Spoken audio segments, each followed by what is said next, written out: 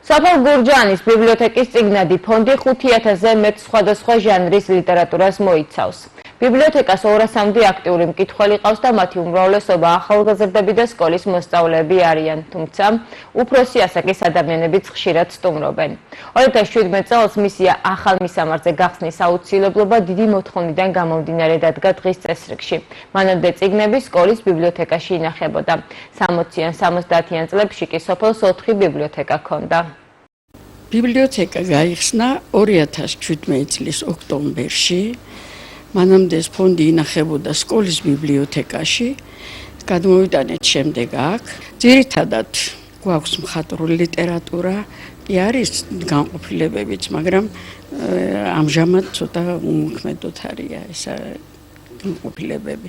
ძირითადად მოსწავლე ახალგაზრდობა მოდიან. პირველი კლასიდან მე-12 კლასამდე ყავს ბავშვები. არიან უფროსი მკითხველებიც და ჩვენ კმაყოფილები ვართ, რომ მკითხველი მოდის ამ პერიოდში. მიუხედავად იმისა, რომ ყველას ტელეფონი აქვს, იქიდან შეუძლია კითხვა, პრეზენტაციას ვაკეთებთ ხშირად. ბევრჯერ კომპიუტერშიც ვდებთ ახალ წიგნებს გარჩევით და ამით უფრო ვიზიდავთ ბავშვებს, რომ ახალი წიგნი მომცულა ბიბლიოთეკაში და ჩქარა, ან მე წავიკითხოთ პირველმა, ან მეო. წიგნად ფონდი პერიოდულად ახლდება, როცა საშუალება აქვთ და გვაძლევენ წიგნად ფონდს.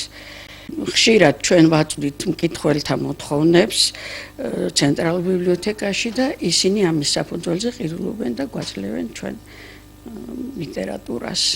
ძირითადად მხატვრული ლიტერატურა შემოდის ჩვენთან ბიბლიოთეკაში.